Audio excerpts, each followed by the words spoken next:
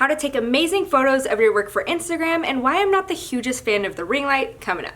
If you're new to my channel, welcome. My name's Lauren and I help stylists build their brands, skills, and business here on YouTube. So if you like free, quality stylist education, make sure to subscribe and hit the notification bell so you don't miss a thing. So as I was gathering research for this video, I came across this photographer who kind of inspired me, and he said this: "Photography is the only language that can be understood by anyone in the world."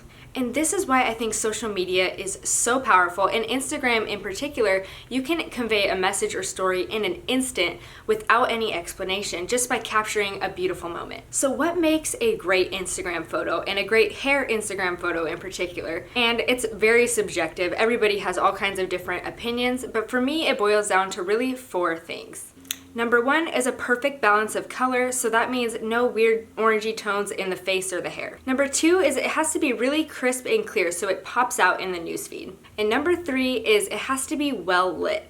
People need to be able to see what's going on in the photo. And number 4, the model is posed beautifully. So how do we achieve all of these things and make them work perfectly together so you have the ideal Instagram photo? Well, let's talk about lighting. Lighting is probably the most important aspect you can master when it comes to taking amazing photos in general, and of course amazing photos of your work for Instagram. And a lot of people are really big advocates of the ring light, and I'm just not a big fan, I hate to say it, for a few different reasons. Number 1, it leaves really large circles in the eyes. Number 2, it gives a really nice glow and beauty look on the face, but it kind of washes out and hides detail in the hair, which is the main thing that we're trying to show off. And then when people use it just to photograph maybe the back of the hair, it leaves a really unnatural looking shine, and to me it just looks really fake. It doesn't look like shiny, healthy hair. So what's the best type of lighting for taking photos of your work to post on Instagram? And in my opinion, it's natural light. And I know it can be very hard to get natural light depending on the time of day you're doing hair and when you end up finishing your looks. By the time you go to take a photo, it could be kind of dark. I totally understand it. Actually, what I did is structured my entire schedule around taking photos. So I made sure to book my clients early in the morning so that I would be able to get amazing photos throughout the day. And it really benefited my career, so I suggest doing it. So when you're using natural light, it's very important that you don't exactly want direct sunlight, because direct sunlight, the sun is orange. So it's gonna cast like a really orange and extremely bright blown out look on the hair, and it may not be exactly what you're trying to portray. So I would suggest doing some type of indirect lighting. So that's where the light is not shining directly on your object, but there's lots of light in the area. So for example, if you pull your model into like a really shaded area, that would be perfect. Or if you put your model in front of the largest window that you have in the salon. When you use natural light and indirect lighting, it's amazing because it perfectly diffuses the really bright sunlight all around your subject. So there's not any bright points on the hair, overexposed parts of the hair. You're really able to see amazing detail and amazing color and tone in your photos when you use that natural indirect light. So number 2 is we want to create crisp and clear photos so they really pop out in the newsfeed and draw the attention of your viewer. So my favorite way to do this is to create depth of field, or what you might know as the blurry background. So I became obsessed with trying to figure out how to do this blurry background, and it's kind of amazing. You could actually do this on your iPhone without portrait mode. Portrait mode is really amazing because it kind of mimics the depth of field look that you're trying to get, but sometimes it has its flaws. Like for instance, it kind of weirdly cuts out the shape of the object sometimes, and then also it automatically puts a really soft filter on the photo, and it's not exactly what I'm looking for all the time. So sometimes I like to have a little bit more control in what I'm doing. So here's how you can create the depth of field look with an iPhone or with a camera. The principle is exactly the same with no matter what tool you're using. And really the goal is you want to put the least amount of distance between the camera or phone and your object, and the maximum amount of distance between your subject and the background. So for example, if your camera is here, you would want your model to be right here and your background to be as far away as possible. This is going to create that blurry background look, and it looks amazing in photos, especially on Instagram. It makes you look like a real pro.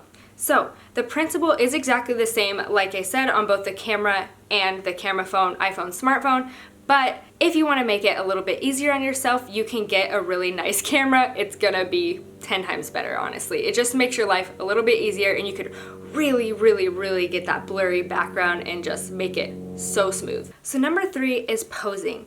So remember previously I talked about emotion in photos.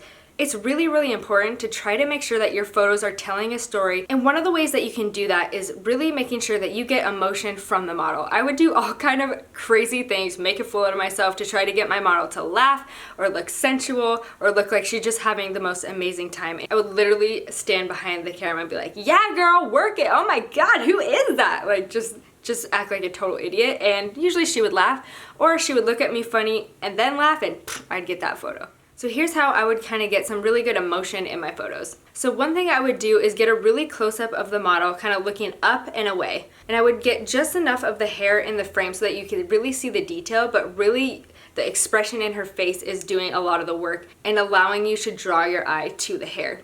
The second look that I would do is actually photograph the model straight on, bring all of her hair forward, make sure to tame flyaways, and then also comb out the hair. I know like it's really popular to have that really beachy, undone look, but if you comb out the hair, you're gonna get like a lot more shine in the photo. And so if you glam it up a little bit, it's not gonna look as perfect and posh as you think it is. You can still have really loose, undone looking curls even if you comb it out. Especially if you have a client who is a brunette, dark hair really absorbs light. Comb it out and see how it actually makes the hair expand, and I think you're gonna get some really good photos out of it. And one of my favorite ways to get really candid and natural emotion from my clients is to actually just film a video while they're kind of playing with their hair, have them look at the camera, and then that way you can just kind of like screenshot one of those moments that looks absolutely perfect. And if you do this, you want to make sure that you have a high frame rate, so when you find a screenshot that you really like, it's going to be really good quality. If you have a DSLR camera, you could find this in the camera settings, or if you have an iPhone, if you film in slow motion, it has a much higher frame rate, so you're able to do those really nice screenshots. Now you might be wondering, what if I have a really shy model and they're not really excited about taking photos? This could be challenging, yes, but one thing everybody knows how to do is smile. And really where the awkwardness comes from is in the eyes. So if you have them smiling and looking down, that tends to work out really well, because then they don't feel the awkward pressure of the camera looking exactly at them, and it still gives a really nice emotion, like they're kind of feeling themselves and they're just at peace with what you just created on their hair. Okay, and then the last thing I wanted to talk about is equipment. But let's say you've been taking photos on your iPhone for years and you're ready to upgrade. I'll let you know exactly what I use. So for my body camera, I use a DSLR. It's a Canon 80D, and I'll link that below if you guys are interested in checking it out. And the reason why I really love this body is because it has an incredibly quick shutter speed. You can actually do 7 frames per second when you're shooting continuously, and it also has amazing resolution, 24.2 megapixels. So I really love this body. It's worked for me amazingly for years. I actually had the 70D before this, but it got stolen unfortunately, so I went out and bought the latest version, which is the 80D. So the next thing that you want to think about when you're buying new equipment for taking photos is you want to have a really great lens. The lens is going to work for you 10 times more than the body ever will. So if you can't afford a crazy, amazing camera body, make sure that you get a beautiful lens. And ironically, the lens that I have is not expensive at all, and I'm so excited to tell you what it is because I use a 50mm lens.